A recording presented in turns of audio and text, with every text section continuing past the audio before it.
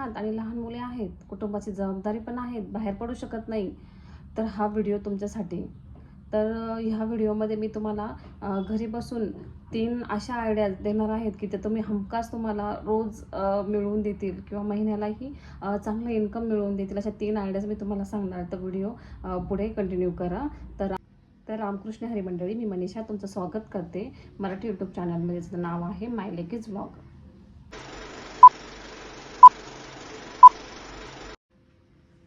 तर त्या 3 आयडिया कोणत्या? असं तर सगळेच यूट्यूबर सांगतात की 10 आयडिया, घर बसून काम करा, 10 आयडिया, 5 आयडिया.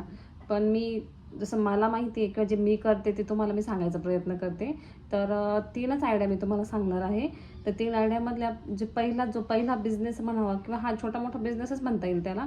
तर जो पहिला बिझनेस आहे तो आहे घरातून करता येणार. म्हणजे आपल्याला एक शिलाई मशीन जरी असेल तर त्या शिलाई मशीन असेल तर त्या शिलाई मशीनमधून पण आपल्याला रोजच्या रोज आपल्या मुलांचं दूध आहे, भाजीपाला आहे, अजून काही आहे तर 100, 150, 200, 300 अशापर्यंत आपल्याला 500, 1000पर्यंतही काम करता येईल. असं पहिला बिझनेस आहे तो म्हणजे आपलं शिवणकाम. तर तुमच्याकडे जर मशीन असेल, शिलाई मशीन असेल आणि तुमचा छोटा मोठा क्लास झालेला असेल, तुम्हाला टिपा वगैरे मारता येत असेल, ड्रेस अल्टर करता येत असतील, तर शेजारी पाजारी जे कोणी असेल, तुम्ही कॉलनीमध्ये असाल, तुम्ही अपार्टमेंटमध्ये असाल, कुठेही असाल तुम्ही, तरी टिप मारण्यासाठी, ड्रेस अल्टर करण्यासाठी किंवा ब्लाऊज शिवण्यासाठी सुद्धा लेडीज आपल्याकडे येऊ शकतात. तर आपल्याला फक्त पाहिजे असेल ते शिलाई मशीन, कात्री टेप, हे महत्त्वाचं आहे. आणि आता तर ड्रेस अल्टर करून देतात किंवा स्लीव्ज लावून देतात, तर त्याला पण बऱ्यापैकी पैसे भेटतात. 30, 35, 40 रुपयेपर्यंत आपण ते पैसे घेतो. साधे फिटिंगची टिप जरी मारायची असेल तरी 20 रुपये आपण त्याचे घेऊ शकतो. म्हणजे असे 2-3 जरी ड्रेस आले दिवसातून तर ते 100-150 रुपयापर्यंत आपलं हे काम होऊ शकतं. प्लस त्याच्यामध्ये जर आपल्याला ब्लाऊज शिवता येत असतील, पिको फॉल करता येत असेल, तर मग विचारायचंच नाही. थोडेफार काही आपण दिवसातून 2 जरी ब्लाऊज आपले शिवले तरी आपला 200, 300, 400पर्यंत आपला रोज म्हणतात ते आपल्याला घेता येईल. त्यासाठी काय लागतंय तर फक्त एक 20 रुपयाचं, 25 रुपयाचं अस्तर लागतंय आणि एक दोऱ्यामध्ये, एका दोऱ्याच्या गुंडीमध्ये जवळजवळ 2 अस्तरांचे ब्लाऊज शिवून होतात. तर मग हा एक जो बिझनेस आहे तो खरंच परवडेबल आहे. शिलाई मशीन खरंच खूप चांगली आहे. आणि हेही येत नसेल, म्हणजे शिलाईचं जर ब्लाऊज कोणी आणून म्हणजे शिवायला येत नसतील किंवा अल्टर करायला येत नसेल, तर एक साधं मी हेही बघितलेलं आहे की जे मोठे शॉप असतात, म्हणजे तिथून ना परकरची कटिंग वगैरे करून भेटते. म्हणजे कटिंग करून देतात ते, दोराही ते देतात, कटिंगही ते करून देतात. आपण फक्त फ्रिल लावायची आणि परकर शिवायचा असतो. तर ते पण काहीतरी 10, 12, 15 रुपये प्रमाणे एक पीस परकर शिवून दिल्याच्या नंतर, आणि एक चांगली लेडीज मी सांगते 2-2, 3-3 डझन सहज परकर शिवू शकते. तर तेही एक चांगलं इन्कम आहे. किंवा अजून मशीनवरच काम करता येईल असं ज्या कॅरी बॅग्स असतात. आता बघा, प्लॅस्टिक बंद होतंय, कधी चालू होतंय, कधी बंद होतंय. तर मग त्या ज्या कॅरी बॅग असतात किंवा पिशव्या असतात, त्या पिशव्यासुद्धा शिलाईचं काम डझनवर लेडीजला भेटू शकतं आणि त्याही लेडीज त्या चांगल्या प्रकारे त्या करू शकतात.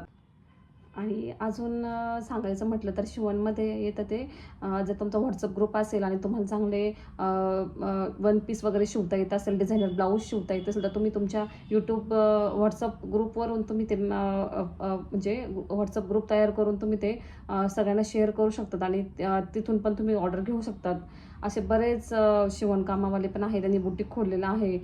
मी बुटीकचं खूप लांब राहिलं, पण मी आत्ता जर छोटे मुलं असतील तर घरातूनच करता येईल असं सांगते की तुम्ही ब्लाऊज वगैरे किंवा अल्टर करायचं किंवा आपलं ब्लाऊज, पिको फॉल, ड्रेस वगैरे साधे का होईना शिवायला शिका आणि त्याच्यातून चांगलं इन्कम कमवा. आता दुसरी आयडिया आहे ती म्हणजे ब्युटी पार्लर, जे की आपलं आहे पार्लर, जे माझं आहे, मी करते ते. पार्लर पण आपण घरातूनही करू शकतो आणि रेंटने गाळा घेऊनही करू शकतो. ज्या लेडीजला रेंटने गाळा घेणं शक्य नाही त्यांनी घरातून केलं तरी चालतंय. पार्लर हे असं काम आहे की जे घरातून करता येण्यासारखं आहे. प्रत्येक लेडीज आज प्रत्येक लेडीज थ्रेडिंग करते, अप्पर लिप्स करते, फेशियल, क्लीनअप, वॅक्सिंग वगैरे, अंडरआर्म्स वगैरे सगळ्या लेडीज करतात. असं कोणीच नाही की ते करत नाही. ओकेजनली तर आयनिंग वगैरे, मेकअप वगैरे पण चालतात. तर मला असं वाटतं की नाही का, घरातून जरी छोटा मोठा बेसिक ॲडव्हान्सचा क्लास केला आणि घरातून जरी पार्लर चालू केलं, आपले थोडे दिवस आपले छोटे छोटे मुलं मोठे होईपर्यंत, किंवा आपली एक लाईन बसेपर्यंत, आपला हात साफ होईपर्यंत, तर नक्की हे सुद्धा पार्लरसुद्धा खूप सकाळी देऊन जातं. आज मी 20 वर्षापासून ते 22 वर्षापासून मी पार्लरचं करते. मला माहिती की त्याच्यातून काय भेटतं ते. एक लेडीज जरी आयब्रोसाठी आली तरी ती 30 ते 40 रुपये आपल्याला हमखास देऊन जाते. वॅक्सिंग करायला आली, क्लीनअप करायला आली, तरी भरपूर सारं इन्कम आपल्याला त्यातून भेटतं. तर मला असं वाटतं हा दुसरी पण आयडिया तुमच्या खूप उपयोग येणार आहे. तुम्हाला माहिती आहे ते, मी म्हणत नाही की तुम्हाला माहिती नाही असं, पण मी सांगते छोट्या छोट्या गोष्टीतून आपल्याला 1000 रुपये 4000 रुपये रोज नाही कमवायचं आहे, किंवा एक इंजिनियरला सुद्धा तेवढा दिवस नसतोच माझ्या मते. मग आपण एक छोट्यात जरी अजून एक सांगायचं म्हटलं तर पार्लरमध्ये मेकअप पण खूप चालतात. एक चांगल्यापैकी जर मेकअपचा क्लास वगैरे करून जर घेतला आपण, तर मेकअप पण खूप छान चालण्यासारखं आहे. आता तर सगळ्या फंक्शन असो, लग्न असो, काही असो, घरभरणी, हे ते काही असो, तर सगळी लेडीज ज्या आहेत त्या मेकअप करण्यासाठी पार्लरमध्येच जातात. तर ते एक खूप छान बेनिफिट आहे आपल्याकडे, की आपल्या हातामध्ये थोडीशी कला आणि दाखवली तर पैसा पण भेटतो आपल्याला.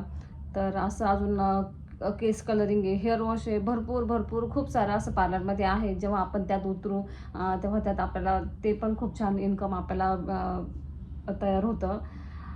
तर अजून हे झालं पार्लरचं. आता जी आपली तिसरी जी आयडिया आहे, ती तर मी तर म्हणते काही कुठेही जायची काही गरज नाही. अगदी घरात बसून मुलांना सांभाळून अगदी घरातल्या घरात करण्यासारखं आहे. ते म्हणजे आपली एक मेस, टिफिन व्यवसाय. टिफिन व्यवसाय म्हणजे मेस जे घरातून चालवते, त्यात 2 डब्यांपासून सुरुवात करा, 3 पासून करा, 5 पासून करा, 10 पासून करा. आणि जर कोणी हेल्पर असेल, मदतीला असेल, घरातला असेल, तर अगदी तुम्ही 30-30, 40-40, 50-50 टिफिनपर्यंत सुद्धा तुम्ही पोहोचू शकता किंवा जाऊ शकतात. खूप छान बेनिफिट आहे. आमच्या संगमनेरसारख्या ठिकाणी तर 3000-2700 पर मंथ अशी मेस चालू आहे. तर मग तुम्ही कॅल्क्युलेशन करा की 20 टिफिनचं किंवा 10 टिफिनचं किती पैसे येत असतील, किती खर्चात जात असतील. सगळं म्हणजे मला तरी असं वाटतं एका टायमात जरी सगळ्यांचा खर्च झाला तर एका टायमाचे पैसे नक्कीच शिल्लक राहायला पाहिजे. माझ्या हिशोबानुसार तर मला असंच वाटतं. जे 2700 रुपये मेस सध्या आत्ता चालू आहे संगमनेरमध्ये, आउटसाईडला, सिटीमध्ये तर 3032 असे चालू आहे, पण जे आउटसाईडला जे राहतात ते, तर तिथं काहीतरी 2700 रुपये महिना चालू आहे मुलांसाठी, कॉलेजच्या मुलांसाठी, अकॅडमीचे मुलं असतील, मुली असतील. 2700 रुपये महिना म्हणजे 10 मुलांचे 27,000 रुपये होतं टर्नओव्हर महिन्याचा. 20 असेल तर 27 दुने डबलचं त्याचं कॅल्क्युलेशन असेल. कोणी हेल्पर वगैरे तर आपण खरंच खूप छान प्रकारे करू शकतो. 3 चपाती, डाळ भात, एक भाजी, किंवा रस्सा भाजी, सुकी भाजी, चपाती भात, असं आपण त्यांना दोन्ही टायमाला देऊ शकतो. तर अजून मेसचं जर कोणी मुलं नाहीच भेटले तर अजून एक आयडिया अशी आहे की जे मोठे मोठे हॉस्पिटल असतात आपल्या संगमनेरसारख्या ठिकाणी, तर खूप मोठे हॉस्पिटल आहेत. तर जे ॲडमिट पेशंट असतात त्यांनाही आपण टिफिन प्रोव्हाइड करू शकतो.